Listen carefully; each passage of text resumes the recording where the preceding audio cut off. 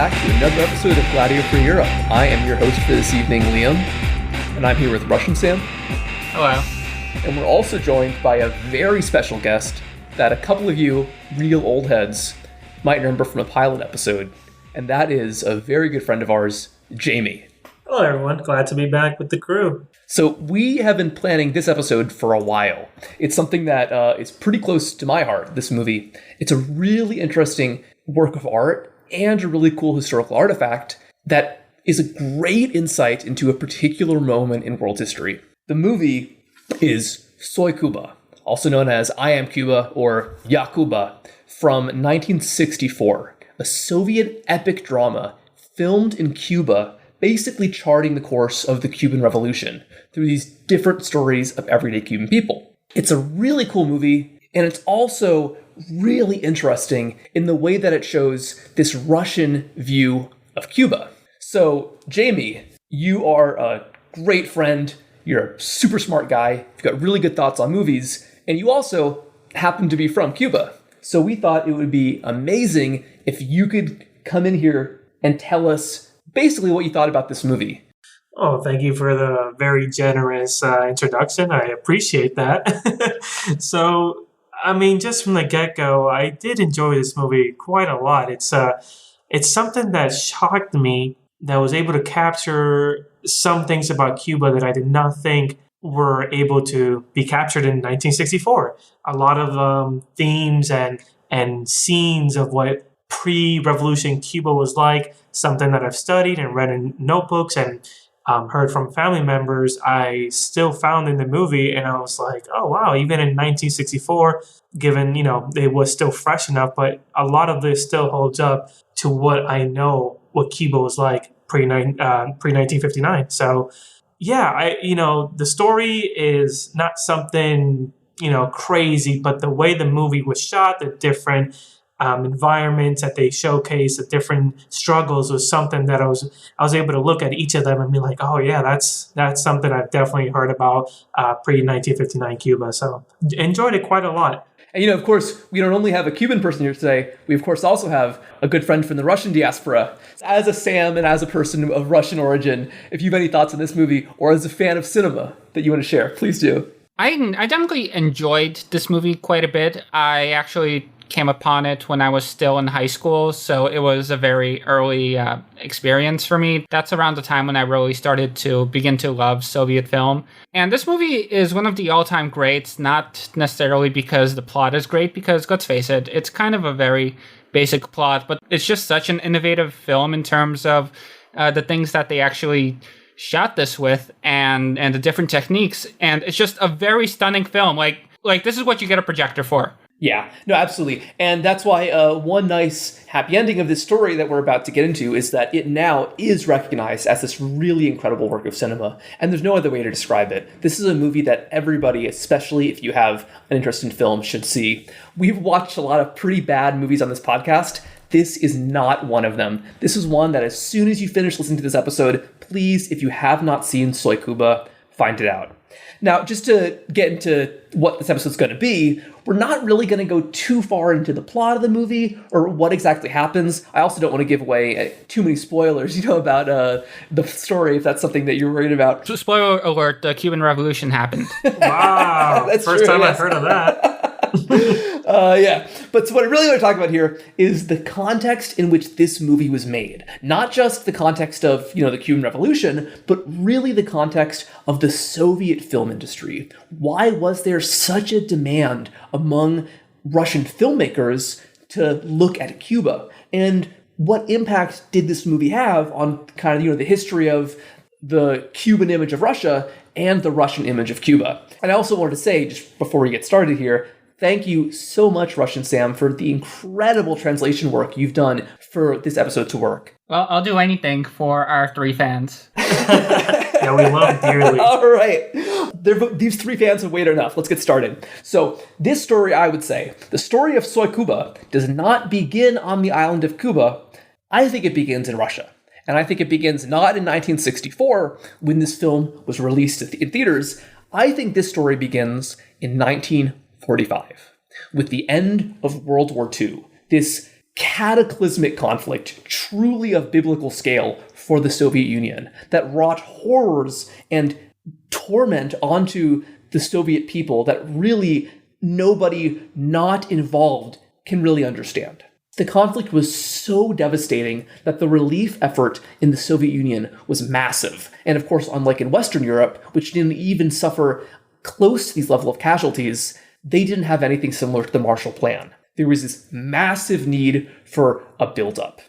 Resources had to be distributed from other areas. One of the areas that suffered from this very necessary reconstruction effort was film. Many filmmakers in the Soviet Union were involved in the war effort during World War II. When the war ended and the military was drawn down, a lot of these filmmakers who had been making wartime propaganda were out of work. And we looked up the official Soviet film catalog, and it's somewhat striking to see films increasingly dwindle in the years after World War II, which also happened to be the last years of the Stalin government. Notoriously, in 1951, only 9 films were produced in the Soviet Union. Yeah, but for the record, I'm still not convinced that there were only 9 films. I just think that the list is incomplete because I can't fathom it. In any case, many Soviet filmmakers felt that they were left out in the cold in the years after World War II. There had been a thriving film industry before World War II, especially in the 1920s, before Stalin really consolidated power, and there was this flowering of experimental filmmaking in the early Soviet Union, but it had slowed down, and many filmmakers were really disappointed. The films that did tend to be made in this time were very conventional artistically and in terms of story. Probably the most famous Soviet film from the post-war period is The Fall of Berlin. It's basically as typical of Soviet Stalinist propaganda as you can imagine, and it kind of infamously, it ends with Stalin arriving in Berlin, which of course never happened. He never visited Berlin. And he arrives in Berlin to cheering crowds of Berliners. And then everybody clapped, literally. Yes, it really is, yeah. And of course, anyone who knows much about the Soviet occupation of Berlin knows that, tragically, it did not end like that. Berliners were not exactly having a good time when the Red Army got there. Basically, just this shows what was happening there. And a lot of Soviet filmmakers really started to resent this situation. As filmmaking slowed down, you also saw increasing amounts of foreign films brought in.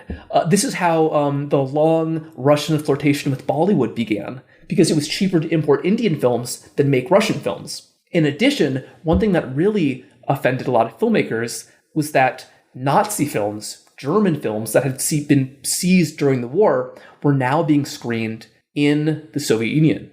So let me just pause here and just try to imagine you are a Soviet filmmaker. You're somebody who was a very passionate Marxist in the teens and the 20s. You were part of the first generation of Soviet filmmakers. You go through this unbearable conflict during World War II, and you want to keep making films. You want to spread the socialist message, but you can't. You have to sit down, you have to get a job in some other field, and now you see that your neighborhood cinema is showing some Nazi musical. Well, the Soviets are a very environmentally minded bunch. We got to use every part of the Nazi. But then, of course, something big happened that started to change this in 1953. Stalin died. Yes, the death of Joseph Stalin.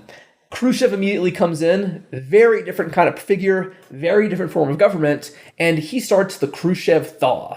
It was this broad opening up of different aspects of society, sort of a restriction on the control over so many aspects of life that was associated with the Stalin government, and it led to this really incredible flowering of creative filmmaking that was pretty similar to what happened in the 1920s.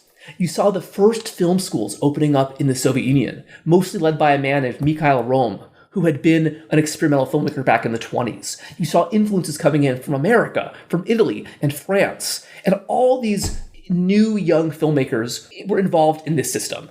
Andrei Tarkovsky, maybe the most famous Soviet filmmaker of the second half of the 20th century, came out of this period. And in addition, what really brings in the story of Soy Cuba is that many older filmmakers, including filmmakers who had not gotten as much work in the Stalinist artistic drought of the last years after World War II, they were brought back out of retirement, and they started making movies again. One of these older filmmakers who did get a little bit of work done in the Stalin era was Mikhail Kalatozov. Kalatozov had gotten his start in the 20s, in that really experimental period. And here's Mikhail Rome, the founder of the Soviet film academies, describing what it was like in the 20s. But this is, again, 40 years before Soy Cuba, what that environment was like. The atmosphere was very confused, very colorful. And in the midst of all that, the pioneers of Soviet cinema led their revolutionary column. Directors of that era fought for a revolutionary art and a progressive art, and all under extremely difficult conditions. This shows that this was part of their vision of the socialist future. These filmmakers were very, they were ardent Marxists, and they really thought that they were part of a global revolutionary project that they earnestly believed would emancipate the world through their art. When we were young, the cinema was not yet an art. It was a curious and not very respectable branch of activity. Most of us came to the cinema by chance, and most often by way of traditional arts like theater. We suffered failures as actors, sculptors, or painters, and we looked for a way out in the cinema. Hundreds of failures of all kinds were thrown into it at any given time. It was not difficult to become an assistant, even a director in Moscow or Leningrad. In Ukraine and Georgia, it was even easier. One of these guys from Georgia was Kalatozov, the Soy Cuba director, who he happened to be Georgian, and he got started in this experimental cohort. Some other big names that a few of you guys might know, Dziga Vertov was this incredible pioneer of editing and cinematography, as well as Lev Kuleshov, who, created this famous editing technique known as the Kuleshov effect today. But then by the early 30s, when the Stalinist policy started kind of wrapping down, the experimental period ended. Kalatozov managed to avoid being suppressed in this time, and like I said before, he also kept working during the drought of the early 50s. And so I think this is kind of important, because it was kind of a Nixon goes to China thing. This is a guy who's been a filmmaker for a very long time, Kalatozov. He was able to keep making films at the height of the purges in the mid-30s, and he was also able to make films after World War II, when there was so little money available to produce movies. So what this means is that because he was someone that they trusted, this old filmmaker who happened to have a more experimental background in his youth, he was now able to produce the kind of stuff in the mid-50s, when Khrushchev came in, that was almost as experimental as the stuff he had made in the 20s. He even published an open letter in the official Soviet film magazine that actually condemned the state of the film industry before the Khrushchev thaw and demanded new changes to the industry. Yeah, so in his letter, Kalatozov insisted that, first of all, film should be allowed to be difficult. A movie need not be crowd-pleasing as long as it is thought-provoking. 2. Film ought to be allowed to shock the audience if it is necessary for artistic intent. And 3rd, film should offer social critiques that can advance the worldwide socialist project, even if it means criticizing existing socialist governments. And an example of film that does that kind of criticism is The Cranes Are Flying. Have any of you seen that, either you two? I did not know about it, but in my research of this movie and the director, I heard that was like one of his bigger films that really took off. So it's a World War II movie that doesn't have any of the glory of earlier pictures like The Fall of Berlin, and it's very critical of the behavior of a lot of Soviet officials during this period. And it tells the story of a corrupt officer whose brother is out. While his brother is out fighting and dying in the mud, he seduces and marries his brother's girlfriend. It's a really, but beyond the story, it's just incredibly well shot, and it has a really interesting direction. And this earned the Palme d'Or at Cannes, which is the most celebrated film prize in the world. This also led to this sudden global interest in Soviet filmmaking. It was really a kind of a high point of the prestige of Soviet film. So this was a time that was amazing for filmmakers in the Soviet Union by the late 50s, early 60s, the Khrushchev thaw. But it wasn't great for everyone. A lot of more hardline Marxists are incredibly critical of the economic reforms of the Khrushchev period that gave more power to local decision makers and took away power from the kind of central economic planning committees, and some people argue sort of paved the way for the opening toward capitalism that happened over time. In addition, by the 60s, the economic progress and growth of the early Khrushchev period had begun to slow down. There was this kind of the notorious stagnation of the Soviet Union in the later stretch of Soviet history began now. And also there were a lot of pretty controversial actions by the Khrushchev government. Infamously in 1956, a major Hungarian protest was violently suppressed. And then in 1962, with a little more levity here, Khrushchev had this infamous encounter at a modern art gallery, where he was really kind of horrified with the creative lengths that some of the artists of the thaw that he had initially supported had been taking. For the first time, Khrushchev's gaze lingered upon the portrait of a girl. What is this? Why is one eye missing? It's some kind of morphine addict. His voice grew more and more shrill with each word. Khrushchev, surrounded by a dense crowd, rushed around the walls. Over and over again, his shouts of shit, crap, and smudge were heard. The premier's voice was joined by grimacing sobs. That's right. It's hideous. Send them all far away from here. Khrushchev became livid. Who gave them permission to paint like that? Let them all go to the lumber yards and let them work off the money that the state has spent on them. Oh my God. Yeah. Well, I guess so what this shows is that, one way to frame the kind of the early 60s, was that the Soviet Union, you could argue, started beginning to look a little bit like the US. There was this sort of crisis of conscience, which I think speaks to a broader lack of faith in the Eastern European socialist project. You had a lot of dissatisfied people on every side. Some people who thought that the Khrushchev reforms went too far. Some people who thought that the reforms didn't go far enough. And I think it's fair to say that by the mid-60s, a malaise had set in. A malaise where there were people who were maybe questioning their faith in the whole socialist ideal in general. And then something happened. New Year's Day, 1959. What happens? Oh, very nice guy with a really good beard and bunch of paisanos and guajiros. They ride into town, several towns across the island, and proclaim the end of an era, the start of a new one. An inclusive one at that. Fidel Castro and his guerrilla fighters have taken over the island of Cuba. And so proclaimed a new government. And this is the start of a lot of things, that's for sure. And what's crazy is that the Soviet government, they had no idea this was going to happen. This was completely autonomous. It wasn't, as the Americans portrayed it, a decision from Moscow, Right.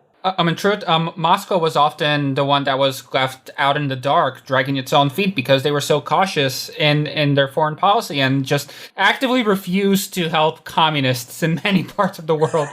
Yeah, absolutely. And something that I find very ironic here is that as soon as the day that the revolution happened, when there's reports of Khrushchev and his fellas, talking about it, and they had decided, this guy Fidel, probably a CIA agent, probably just, the CIA replacing one of their puppets with another one. That was the on par for Cuba, from the very beginning, just one after the other. Mm-hmm. And we should point out that, they did not have close ties with Moscow at the beginning, and Fidel and Raul tried to extend an olive branch to Washington, but they were rejected. Yep, they were. And because of this unbelievable bag fumble by the Kennedy administration, and initially the Eisenhower administration, you saw this deliberate pivot that the Castro government made toward Moscow.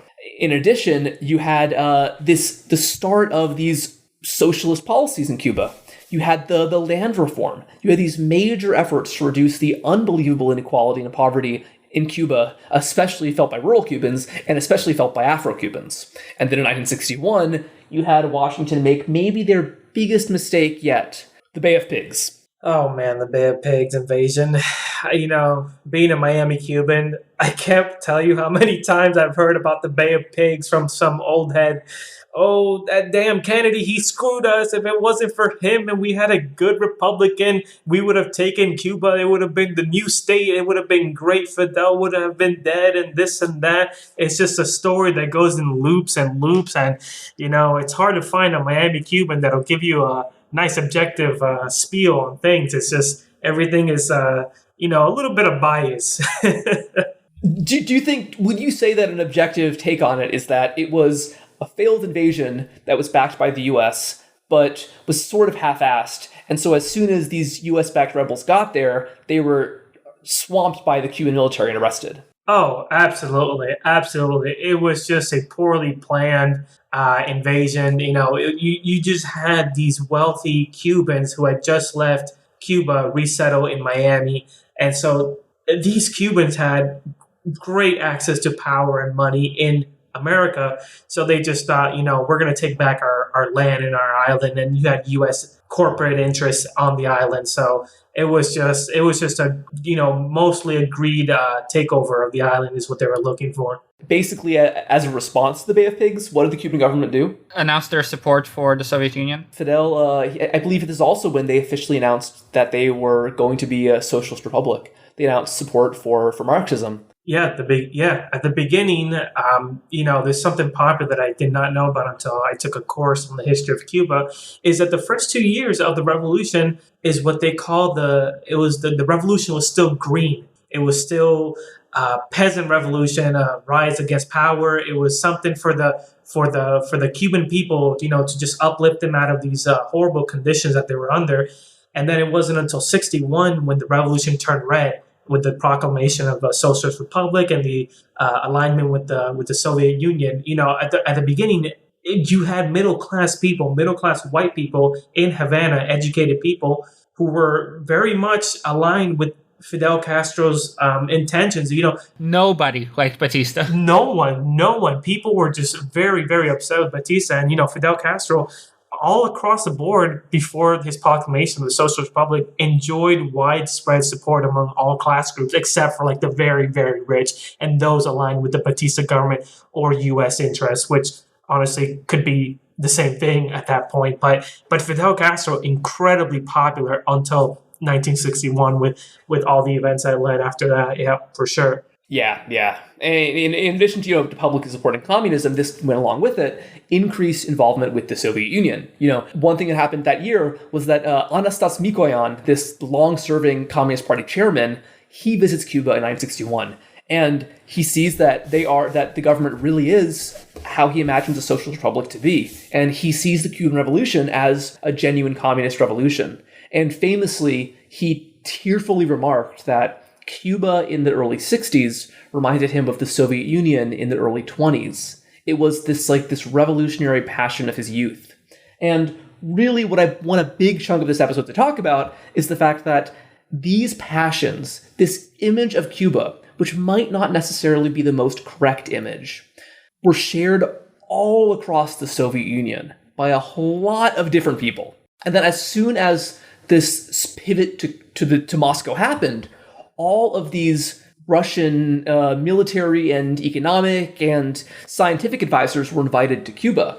And in the Soviet Union, these guys were these men and women were just clamoring to go. Everyone wanted to move to Havana. I mean, listen, have you been to Russia? Do you really want to spend the winter in Moscow? This is a Soviet-born Cuban film professor. Could you read this quote from Zoya Barash, Jamie? Her thoughts on Cuba? Absolutely. We were young and Cuba was beautiful. The country was building socialism. We came willingly out of love. We are one with Cuba. It's just like how it was during the Spanish Civil War. Everything sounds romantic with a Spanish accent. Oh man, that's a good one. There really was kind of a sexualized image here. Actually, let's talk about that now, actually. Can you read this interesting Anne Gorsuch quote that we have here? Anne Gorsuch writes, "There was an enthusiasm and romance between Cuban and Soviet citizens, but there was also mistrust. Both desire and anxiety are particularly evident in Soviet discourses and encounters with the gendered and racialized Cuban body, including the virile Cuban man, the consumptive pleasures of sex associated with the Cuban woman, and the impoverished black body believed to be a special need of Soviet assistance." So you had this national obsession with Cuba in the Soviet Union, but it was still, unfortunately, kind of rooted in stereotypes, in this impression of Cubans as both these uniquely oppressed people and also these unique revolutionary subjects. What I find really interesting is that you had Russian soldiers in the Red Army chanting the Castro slogan, Patria o muerte, home, motherland or death. And a lot of children named Fyodor started insisting in the early 60s that they should actually be called Fidel. I think that there's a couple really interesting cultural artifacts I want to bring up here. This is a figure who is a Soviet poet who has a pretty interesting connection to Cuba that we'll mention. But his name was Yevtushenko, and he was obsessed with the history of the Cuban Revolution, especially a young man named Jose Echevarria. So from my understanding, prior to talking with you guys. I learned about Jose Echevarria. He was a student, I believe, in the pre-revolution period. His whole fame thing was that they were going to storm the palace and the presidential palace and kill Batista, and then get on the radio and announce his death, and kind of have this heroic, romantic uprising of the Cuban people once Batista was dead. Well, didn't turn out quite the way he wanted. He did get on the radio and he spoke a little bit. I believe a chunk of his speech was cut off by some loud noise that was created that prompted the transmitter to just shut off or something like that. He was able to proclaim on the radio that Batista was dead, but after that, the part where he says Cubans rise up and come out into the streets, that part was cut off. Yeah. Well, why don't you read what the poem has here? This is not necessarily how it happened. This is how the Russian public perceived of this moment. Right. And so it goes like this. And so, bursting in with a revolver, he ripped the microphone away. Like the voice of Cuba, courage and faith, he began to speak the truth. Just for 3 minutes. Only for 3 minutes. And a gunshot. And nothing is heard. Batista's bullet became a period in his yet unfinished speech. And once more rock and roll began howling as usual. But he, now invisible, had given his life for 3 minutes of his truth. You remember. Manzana, youth. This is how you must live. Do not idle your time. Go to your death, having forgotten peace and comfort, but speaking at least 3 minutes of truth. Just give me 3 minutes, then let them kill me. Yeah, and I think it's powerful. But I think it also we should mention that it's not necessarily an accurate picture of what the revolution was like. Like it's a caricature, and it's one of a lot of Soviet caricatures of Cuba. Possibly the most funny, if we could bring this up now. There was even this radio hit that was all over the Soviet airwaves, which was a song called "Cuba, My Love," a Russian song, celebrating their imagination of the Cuban Revolution. And I think one thing that last thing I want to mention is that in 1963, which was right before this movie gets made, Fidel goes to Moscow, and unlike the Soviet imagination of Stalin receiving cheering crowds in Berlin, Castro did receive a cheering audience in Russia, in Moscow. So there was just this massive, massive interest in the Cuban project coming out of the Russian public. And the Cuban government knew this, and they wanted to tap into this. In the early 1960s, the Cuban government was eager to broadcast the revolution onto the world stage. And, fresh off that Soviet victory at Cannes with Kalatozov's The Cranes Are Flying, Che Guevara founds the Cuban Institute for Cinematic Arts Industries, which since 1959 has been the film board of Cuba. They used the sugar profits to buy Japanese equipment and started making their own films. They even actually had this, I don't think they met their goal, but they had this really lofty goal of making 3 movies a month. However, the Cuban government didn't have much money or much homegrown talent at this time. There was only one notable film director in Cuba. This is Tomás Gutiérrez Alea, who I'm very acquainted with. One of his movies is fantastic. Memories of the Underdevelopment, Memoria de Subdesarrollo, is a fantastic director. He has another movie, I believe, The Death of Bureaucracy or The Bureaucrat. I haven't seen that one, but I've heard great things about it. I've seen that one. It's like a lighthearted lampoon of Cuban bureaucracy. Well, so Alea is interesting because he wasn't part of this film creatively, but he was essential in getting it made because Alea was insistent that the Cuban Revolution had to be part of this global socialist project, and they had to bring in people from across the world to witness it, both people from the Eastern Bloc, these Soviet filmmakers, and also a lot of Western leftists, like Pablo Neruda, Jean-Paul Sartre, and even the French pioneering filmmaker Agnes Varda, who was part of the French New Wave. She and many other filmmakers came to Cuba to these screenings of these early revolutionary movies. And of course, one of the foreign guests was Mikhail Kalatozov, the director of The Cranes Are Flying. And as soon as he visited the island, he was convinced that he had to make a movie about the revolution. So in 1961, just a couple years after the revolution, Kalatozov partners with the Cuban Cinematic Institute to direct Soy Cuba. Kalatozov worked with this Cuban screenwriter, Enrique Pineda Barnett, who I guess you noted just passed away a few months ago. Yeah, just in January. Yeah, and he also worked with Sergei Urusevsky, who is this really fabulous cinematographer, who some people might argue was actually really the creative genius behind this one more than Kalatozov, because so much of the story of this movie is the story of its just fabulous cinematography. He had previously worked on The Cranes Are Flying, which, like I mentioned, had a lot of really innovative editing and montage techniques, and he was going to bring even more crazy techniques to this movie. It was this really interesting union of Soviet and Cuban talent, and also of the techniques of these older 1920s era experimental filmmakers like Kalatozov with this newer generation of filmmakers like Tarkovsky, the Academy-trained filmmakers really eager to build off of the innovations of the Italian neorealism and the French New Wave, but also do something new and something uniquely Soviet.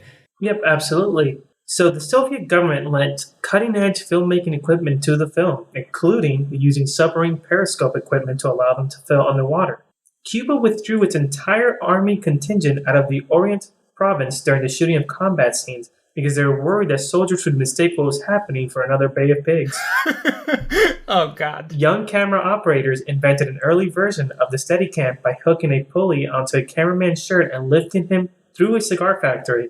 Oh, that's a beautiful scene. It's really incredible. And I believe that the young camera operator in question is Raul Garcia, who is also one of the actors in this movie and is one of the big sources in the documentary The Siberian Mammoth. Yes, that is correct. Yes, that scene, that for 1964 scene, that it was just beautiful. So that scene starts off at the ground level, right? And it's sort of just, there's this procession going through the streets of, there's a funeral going on pretty much, and it's a very powerful scene. And so the camera starts at the floor and then just kind of rises above to like the top floor of like this Spanish architectural colonial building in Havana. And as it's going up, there's women on the balcony throwing out flowers, and the camera's so close that it feels like you're right there next to them. And so once it reaches the top, you're thinking, oh wow, this is where the scene's gonna end. They reach the top, and then all of a sudden the camera starts moving to the right across the street, and it pans into the cigar factory where these men are working, making cigars, and it's so fluid and dynamic. And then don't the men, they stand up from their cigar making tables and they wave out the Cuban flag off the balcony. Yes, beautiful, amazing. For 1964, that's like a drone. That's the drone footage, pretty much, and nowadays. So the movie has a very distinct look. Like, it almost seems as if the sky is black. Oh, right, yeah. Even though it's like a sunny day outside. Yeah, exactly. They were using this military infrared film that they got on loan from the military to create these stunning shots, which hasn't really been recreated. Liam, have you seen this kind of technique used elsewhere? Not really, no. I think this is also part of why this movie was, when it was rediscovered, was just so jaw-dropping for so many people, because a lot of these techniques would still be, pretty innovative if used today. The camera work for this movie is absolutely great. The other great feat in camera work comes with the opening scene of the movie, where a shot of the place where Christopher Columbus supposedly landed on Cuba, with the narrator narrating this very sad poem about... Yeah, I am Cuba, the Cuba of the casinos, the Cuba of the slums. Yeah, exactly. And then we transition to La Habana. This amazing cut, I should add, where it's this incredibly lively party. You've got girls in bikinis, you've got like the 60s version of a wet t-shirt contest going on, you've got this rock and roll band, blaring, and there's the camera, it goes all the way up this building, then it goes down into the pool where people are swimming and diving, it goes underwater, it uses that Soviet periscope. It's just an incredible sequence. And I think that opening scene those opening 2-3 minutes are probably what ensured that this film would eventually become this cinematic masterpiece. Because it's so incredible, especially for something from 64. It only took 30 years for it to be appreciated. that's a crazy thing I about this movie. Yeah, and I think also it's probably important to note is that even though this is such an incredibly well-made film, with some really good performances too, so many people involved in this film were either first-time filmmakers or amateur actors. Belka, the wife of the cinematographer Uruzevsky, she was the casting director, and she just grabbed Cuban people off the street and asked them, hey, do you want to be in a movie? Like Maria, she's in the first major story. She was just a girl at the market. Yeah, she was surprised to be casted because, her hair was too greasy and there's no way. Belka, like, are you sure you want me in a movie looking like this? And, got invited to the hotel room where they're all staying. I was like, oh, that's so funny. Well, I know that one thing that you found interesting, many of these characters, I guess she's the most prominent one, she and her boyfriend, are black. They're Afro-Cubans, which you were surprised to see represented in such prominent roles in this kind of film. Yeah, especially, I guess we could talk about the scene in the club where Maria is present and they had all the Afro drumming. Just for some context, yeah, it's these American tourists who are played by French actors doing the worst American accents you've ever heard. I'll take that tasty morsel. Yeah, it's great. Like, oh, baby, yeah. These terrible American tourists are leering at these Cuban dancing girls, and a lot of them are wearing these African masks. Yeah, that's just that. That scene started with the African man, Afro-Cuban man playing the drum because the Americans were like, cut this sad crap out. We want something. We want a party. We want lively stuff. And so yeah, the Americans are not fans of Loco Amor. Yeah, exactly. They wanted something crazy. So I was surprised to see that the drumming that they included is it's one interesting detail that I thought that might just be a total coincidence was that that Loco Amor, which is this kind of like sappy doo-wop song in Spanish, sung by these two black singers.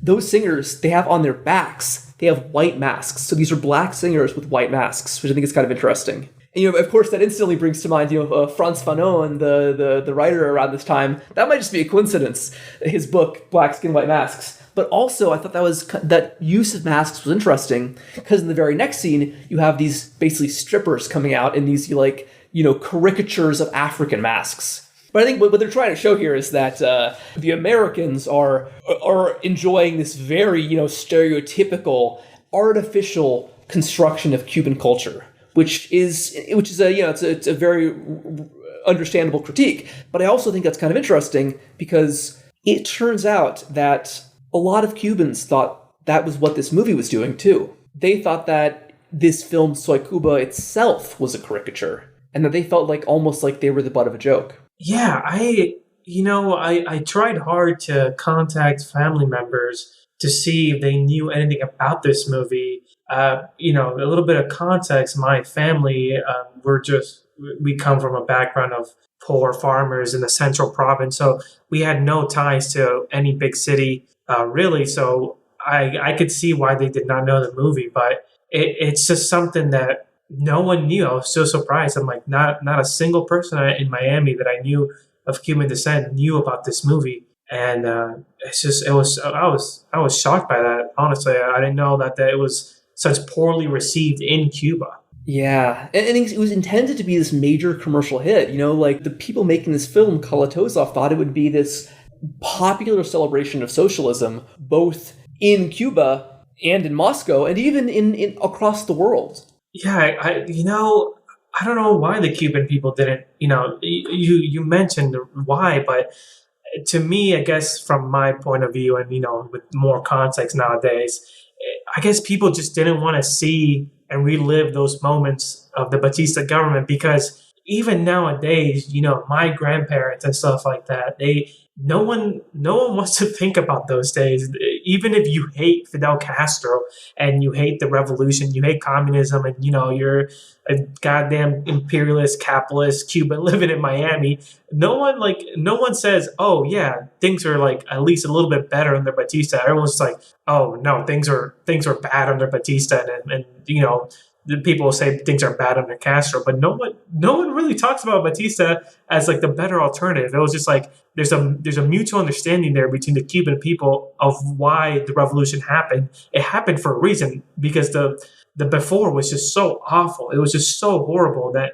I don't think anybody really wanted to see what life was pre-revolution, even in a movie, especially in 1964, when the wounds are still so fresh, when the wounds are still so close to home. No one wants to relive that. That's kind of the interpretation I took as to why it might have had a poor performance in Cuba at the time. And do you think that in addition to the depictions of all the poverty, which we haven't really talked about, but a lot of this movie is really about, poverty and oppression, do you think that also the scenes of like American tourism and luxury, do you think that the depiction of that excess also kind of bothered people? Oh, it had to. It had to. There's no way it didn't. I mean, the level of poverty for Cubans was just insane. Like, we only look at this luxurious lifestyle in Havana, but if we were to venture outside of Havana, I think the scene where they show Maria, the neighborhood she lived in, that's what, like, I'd say a good 80% of Cuba looked like. People living in those conditions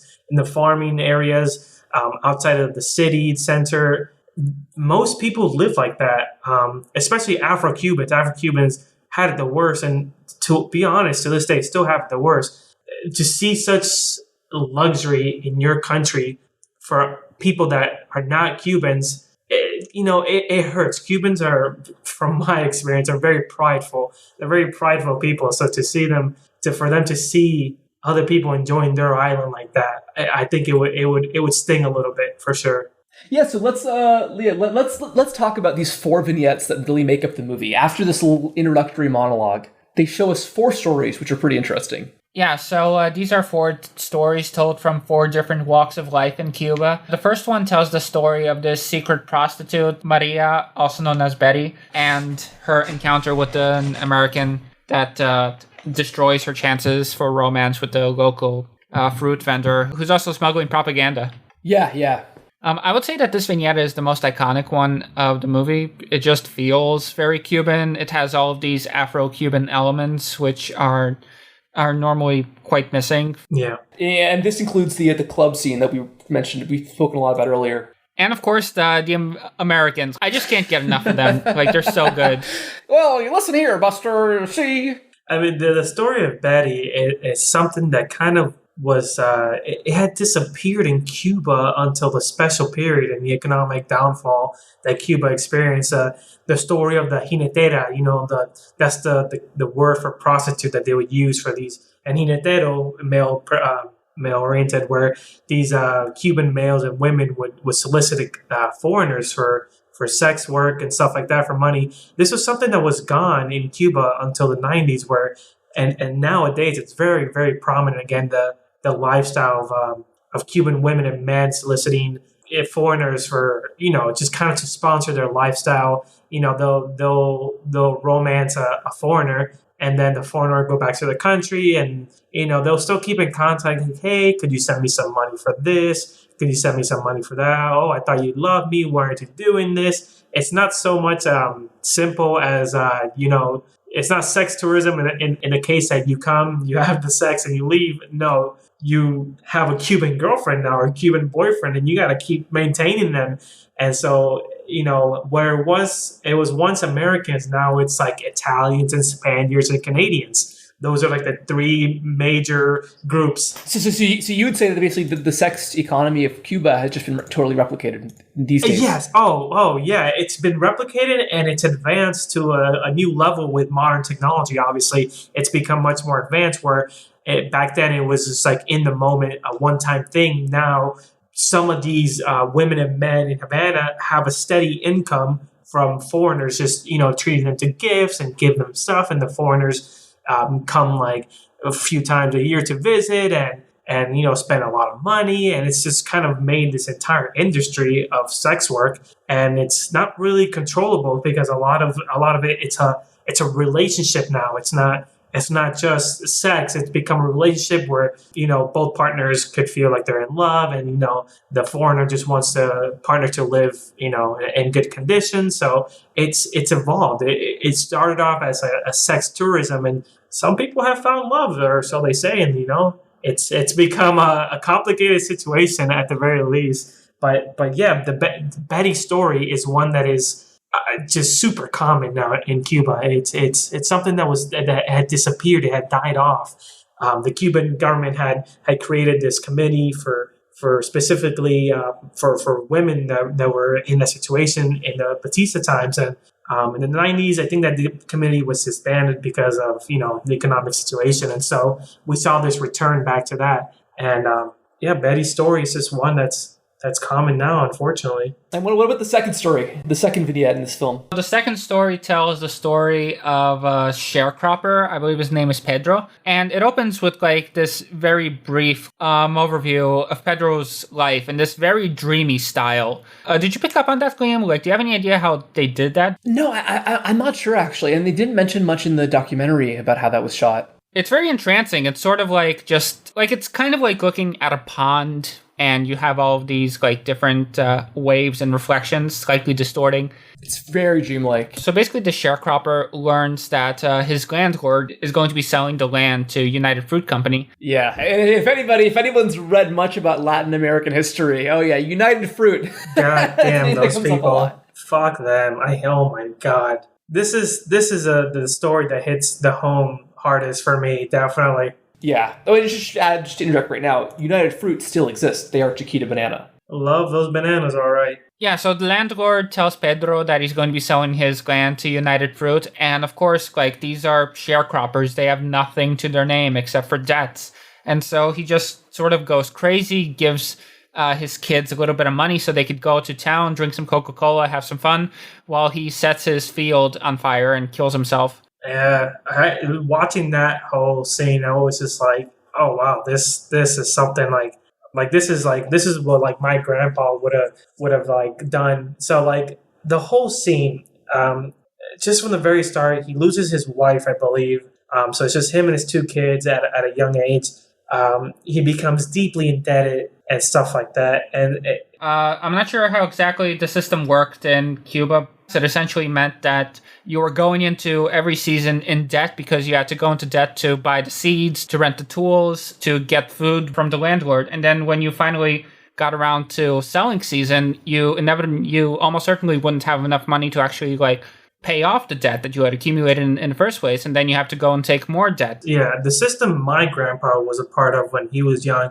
I think it's a tenant farmer where he worked the land of a very wealthy landowner. He kind of worked as a farmer cultivating lands for a much wealthier person. And so the landlord would give some of these farmers a very small plot of land on the farm for personal cultivation. But the majority of the work was working the crops for the landlord for a certain like amount of money or something like that. But then my grandpa left that field of work, and in the revolution, he decided he cut a lot of sugarcane for the revolution, a lot of sugarcane. I think working for the government at that point, obviously. But something that I liked about something that he said while when he was old and he was giving his little monologue, it was like, life was so miserable for Pedro that he said the worst thing in life is not death, but life itself. And I'm just like, that's something so like, to me, it's cheesy and corny because it's something my grandpa has said before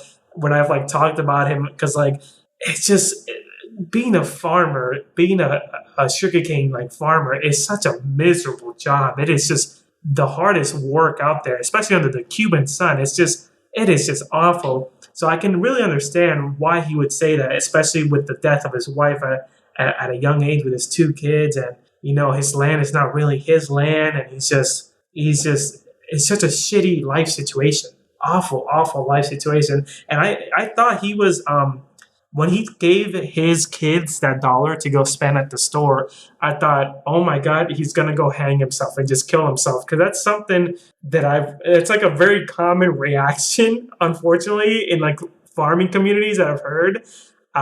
When there's like no way out, like men will just go on and just kill themselves. Like, no, they won't think about it. They'll hang themselves from like the trees on the farm. And that's the way to take care of business when there's no way out, there's no possible solution. You just hang yourself and you get it over with. You save everybody the misery. You preserve your honor. You go out like a man. You take it into your own hands and you take care of the situation. That's the last time you have control over something in your life because you've never had control over anything, not your farm, not your land, not your money, nothing. There's nothing in your control except the dignity of taking your own life.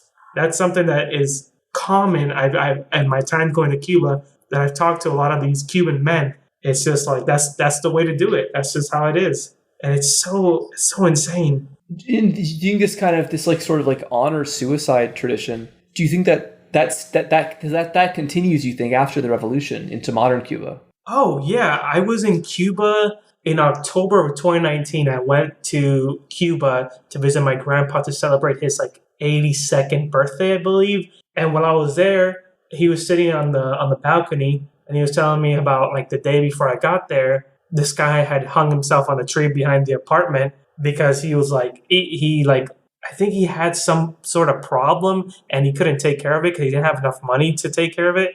And so, that was the end of that. He's like, oh, like I'm indebted like in the black market to somebody or something. And I know I'm never going to be able to pay for it because I don't have any family in America to send me money and no one has this level of money to lend me. I'm going to go out and hang myself from the tree. And I was just like, oh my God, this is awful. My grandpa's just telling the story and he's like, oh yeah. He's just like laughing about it. He's like, oh yeah, what are you going to do? That's what you got to do. I was like, what do you mean that's what you have to do? You have to hang yourself? It was he just like laughed it off like, yeah, this is what men do. This is how you take care of business if you can't take care of business normally. It's a very rural, old-timey way of thinking that has still survived a little bit in these farming communities in Cuba, I believe. Well, I guess, and also that makes me think that so a lot of aspects of this film, even if they were distortions of the reality of Cuba before the revolution, some of these depictions were accurate. I would say so. Yeah, there's a lot of like it's always the small things in the film that you just kind of see, and as a Cuban and someone who's interested in Cuba's history, I just see and I'm like, oh yeah, that definitely happened. That was like something real. Maybe it might be exaggerated to a dramatic point, but it's something. I think there's a lot of truth in this film. There's a lot of moments where it shows life as it really was in Cuba before the revolution, for sure. I think probably part of it we should mention, which is why it taps into this, like genuine cultural tradition of suicides, is that the screenwriter, Enrique Pineda Barnett, was this like prominent young Cuban writer. And, speaking of the name Enrique, the third story, which I think is my personal favorite, is the student story, which is, it takes us out of the countryside and back into Havana. And it's about a young man named Enrique who is involved in this kind of I guess you'd say kind of an impotent student group that resists the Batista government, but not as strongly as he wishes to. And he takes them in a more revolutionary direction. And he gets this goal to kill the chief of the Havana police, but he's unable to do it. He sees the man's children and he holds back.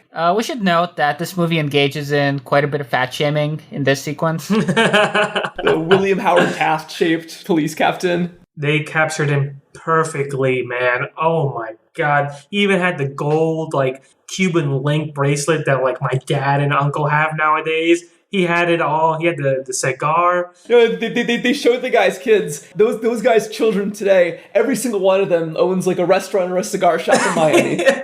That guy, that chief of police, looks like every Cuban male in Miami. No exaggeration. That is peak Cuban American performance from that guy. That's just what every Cuban man begins to look like when he hits 50. Yeah, I'm looking forward to it, honestly. It's just kind of replicate the Cuban pride is to just get super fat and just have a lot of gold chains. Oh man, it's gonna be a great time. It's a very respectable style. What happens after Enrique is unable to kill this large gentleman?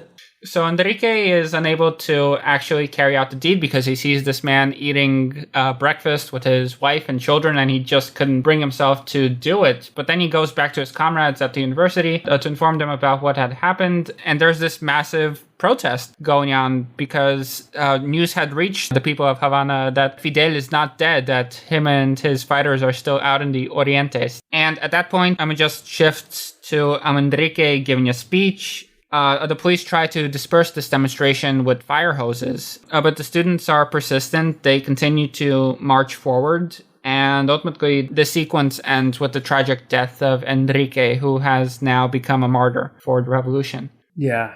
And this is where that incredible shot that we mentioned, the longest shot in the movie, I believe, the one that goes through the cigar shop. It's a feat of filmmaking. There's one final vignette that, kind of brings us back to the countryside that furthers this revolutionary cause that Enrique is part of. So yeah, the fourth and final story that it shows, it's, the simple farmer and his family in the countryside, just, making their own living off the land, has his wife, has his kids, and he's visited by someone. Someone comes in, they give him a plate of food, and this certain someone just kind of tries to encourage Mariano to join up and fight with the rebels against, Batista and his tyranny and all that. But Mariano, as, probably every normal peasant farmer in Cuba, is like, no, I don't want to risk my family's safety. I want to ensure that, they're safe and sound. I just want to work and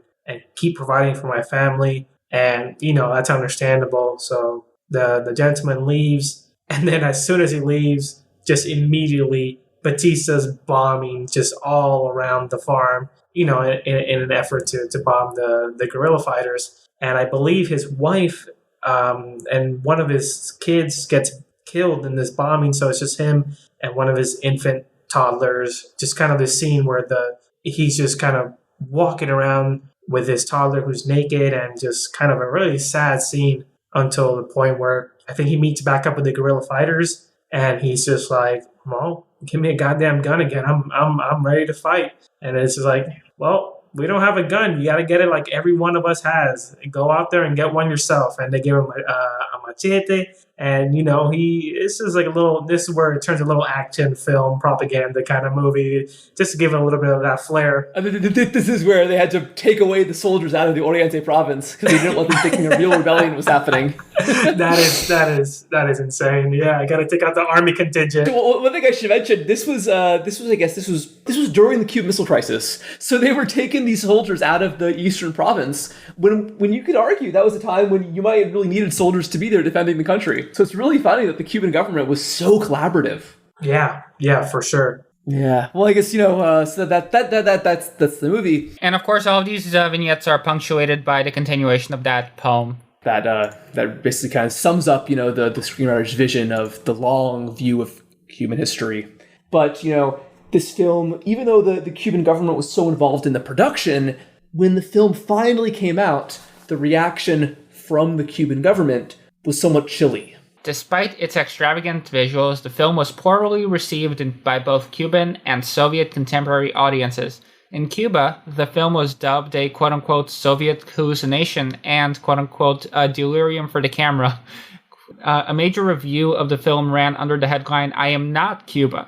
Although the film was not officially banned in the Soviet Union, it ran very briefly there and did not receive wide distribution. However, in Soviet film circles, I Am Cuba was an instant sensation, inspiring vigorous debate among viewers and awe by more artistically minded critics. While some criticized the film for its Baroque tendencies to overwhelm narrative content with visuals, others praised it for its artistic mastery and cinematographic innovation. Yeah, so from the beginning, there were some people who were really interested in Soy Cuba, but it didn't have the kind of, world-shattering implications that these filmmakers thought it was going to have. An example of No Soy Cuba, which is actually from this very well-known magazine that you mentioned, Bohemia, by L.M. Lopez. Yeah, Bohemia was a magazine, I think in the early 1900s, that got its start in Cuba, and they kind of reported on various different topics of history and even fashion at some point. And I had heard about Bohemia from my parents before. It was just it was a popular magazine across Cuba before and after the revolution, I think. So No Soy Cuba, L.M. Lopez, Bohemia. With the indigenous title Soy Cuba, the Russian filmmakers have released their first film, Shot Among Us, and frankly, we hope that the recipe will not be repeated, at least with such a formula, because this work, from which we expected something, has turned out to be a total disappointment, a resounding artistic failure in the midst of a tremendous and hallucinating formalism, captured by Uruzevsky's camera with a wide-angle lens and infrared negative. No, I'm surprised that he didn't like the infrared negative stuff. Is what's so cool about this, especially at the beginning. I'm really surprised that he was put off by that. I guess because this is a film critic. You think he'd know better. Soy Cuba begins with melancholic palm trees where Columbus is presumed to have disembarked. The Indians paddle carrying loads on their head, showing their skin burnt by the tropical sun, and only the Guajiro point is missing. But instead, we are grateful for the sober voice of Raquel Revuelta, obliged to read a cursed text that indexes in sugar and pain and sweat and other topics that allow a direct cut to that condemned, indifferent, selfish city, that new Gomorrah of the Caribbean, which forgets its children of the countryside and is distracted and amused, to that cursed Havana that organizes beauty contests in big hotels, while there are still destitute neighborhoods inhabited by mulatta chorus girls in love with friendly black criers who hand out clandestine propaganda. I think it's funny that he points out the cut, from like the idyllic countryside at the time of the first Colombian contact to the Havana casino, because that's one of the things that people talk about the most. Both Soviet critics and American critics, they adored that juxtaposition. But here, this guy finds it cheesy. Yeah, I imagine that you might find it cheesy if you're a Cuban that lives or knows the situation with Cuba at the time.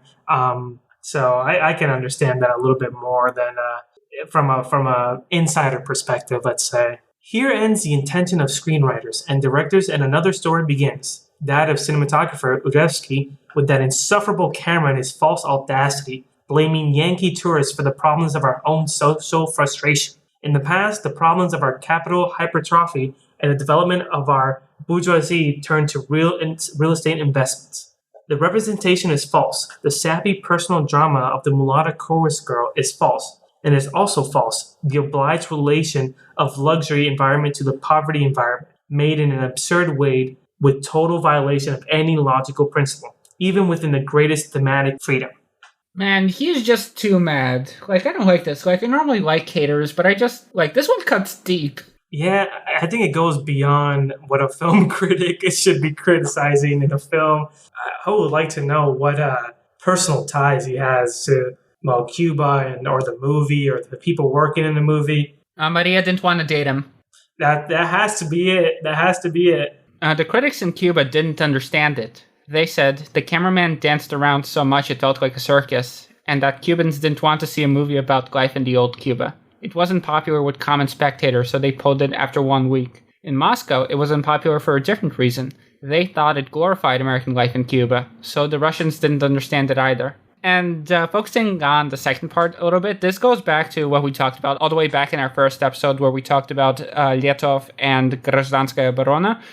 This is basically the same phenomenon of, these sort of midwit bureaucrats working at the censorship desk going purely off vibes, deciding that, they don't like this or that. And so, these complete numbnuts, they saw the opening sequence that shows this extravagant life of tourists, and they just take it at face value, and they just say, this looks good, this looks appealing, this is going to make people want to go to America and live under capitalism. And it's me watching this movie, I'm seeing it go from the poverty of the countryside straight into this extravagant lifestyle for white American tourists. It just speaks to the injustice of the issue in the first place. It just shows the fact that capitalism is predicated upon leaving the vast majority of the population immiserated so that a select few could enjoy the good life. And something that I also find quite interesting is that, the film is describing and depicting the inequalities of pre-revolutionary Cuba, but in the process, in a strange kind of way, it almost seemed to replicate that inequality. Because suddenly you have all of these foreigners who are from a society that's I would say substantially wealthier than Cuba, from the Soviet Union, who are coming in here, filming this project, and then leaving in a way that I guess reminded many people of the Yankees. Jaime, would you mind reading this bit, which is by Evtushenko, the poet from earlier, the poet who wrote that piece about Echeverria? He was one of the screenwriters alongside Enrique Pineda Barnett. But what happened to Uruzevsky and Kalatozov in the city? It was already a different situation in Cuba. I took them out, telling them about the beauty of the Cuban market. Havana had an amazing tiered market.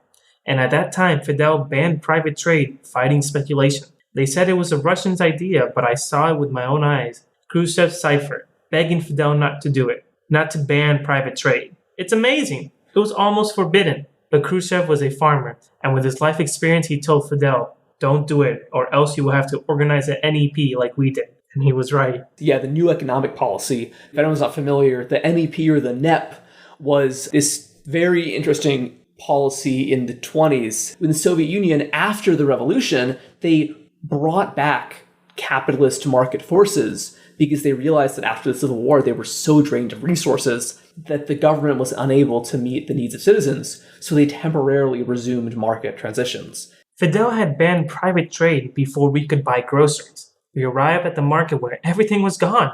The chemical juice was all that was left. We came to the citrus groves where there were piles of mandarins, grapefruits, and oranges lying around that no one was cleaning up. They were rotting there. In Cuba, the fruit had disappeared. Can you imagine that? And when Kalatozov arrived at the market, I didn't know the results yet.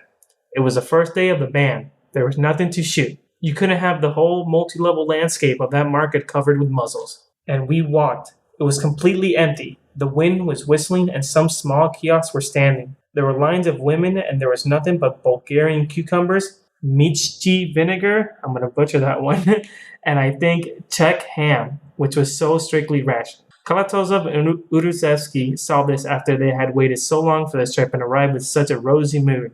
And then the women started shouting, Russos, go home. And they used to yell, Yankees, go home. Imagine what happened to Mikhail Konstantinovich when he heard this. His tears welled up. He asked, why?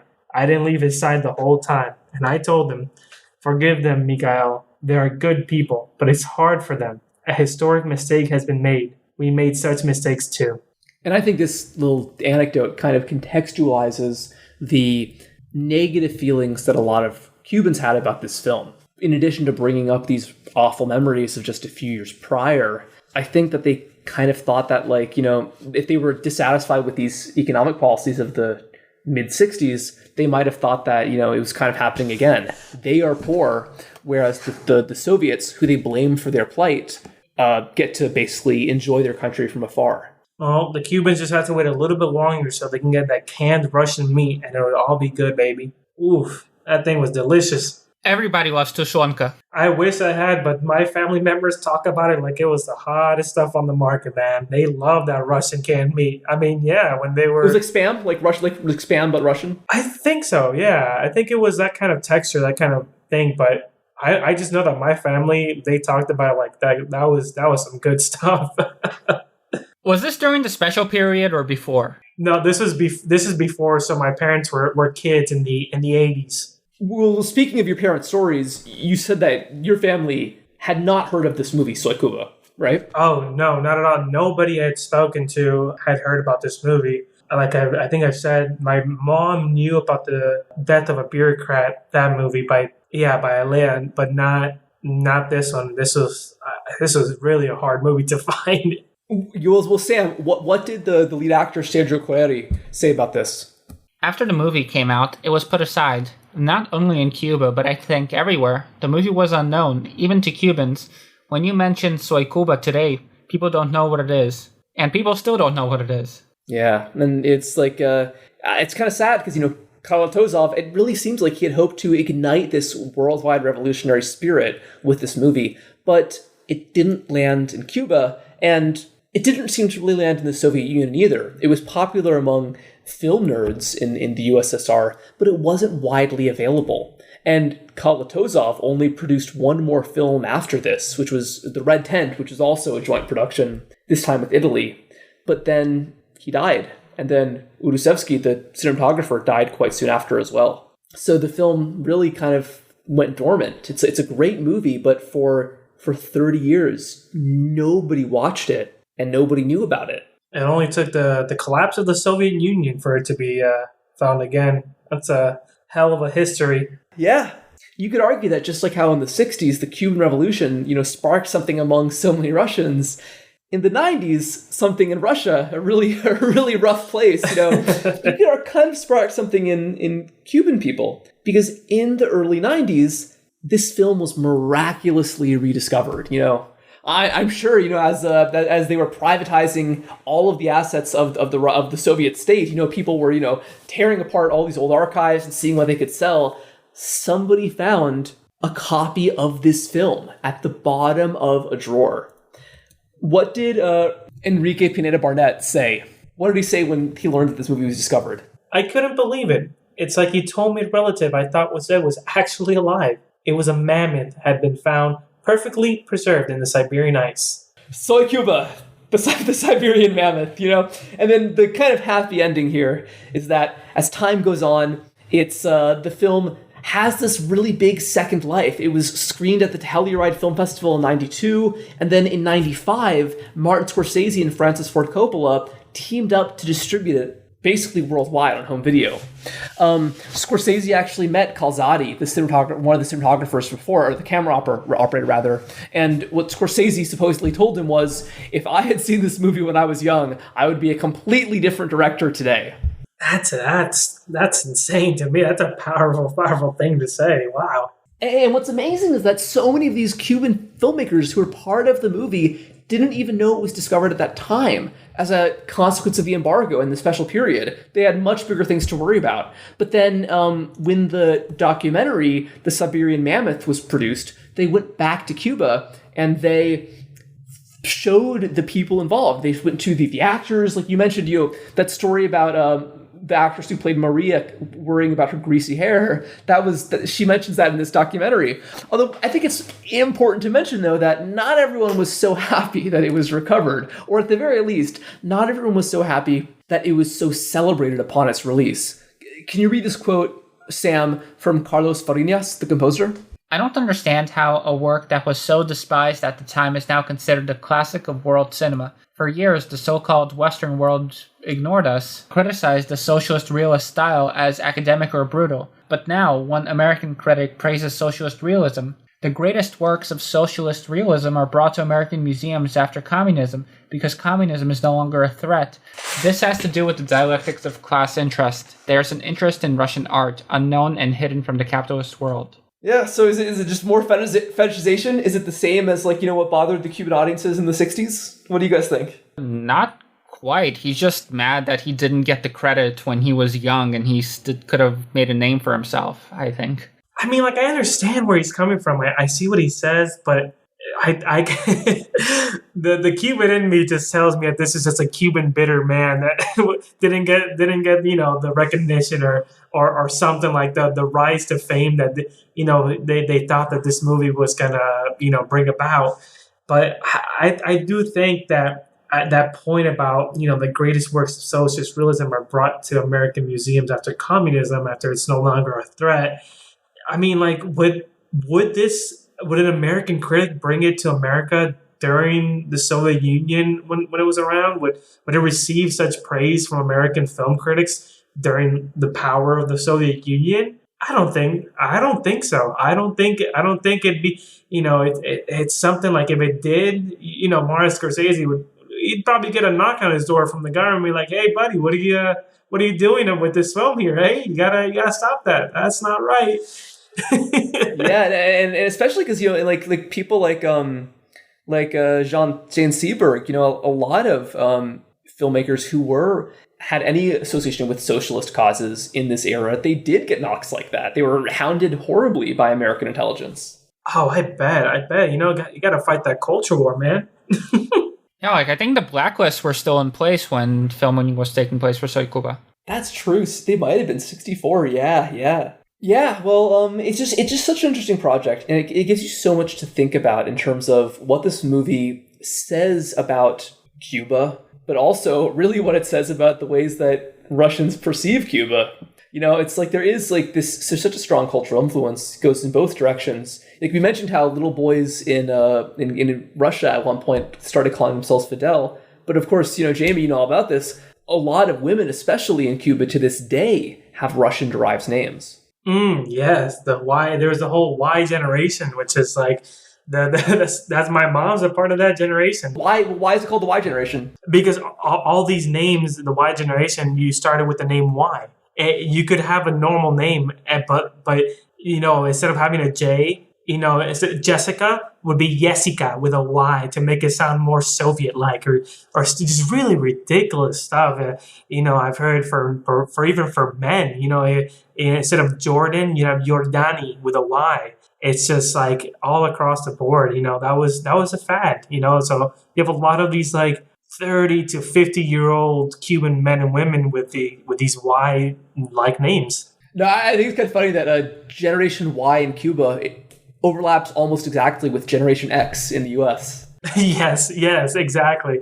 Well, yeah, it's that's why I think this movie's just such a cool project, because it shows these links that a lot of Americans would otherwise have no understanding of. And on top of that, it's just a really good movie. It's just so well done. And what's also so interesting is that it's so groundbreaking, yet it was denied any influence because it was hidden away. It was unable to influence a generation of American filmmakers that maybe it has since. But you kind of wonder if this film had been more widely shown, maybe American films would have looked a little bit different.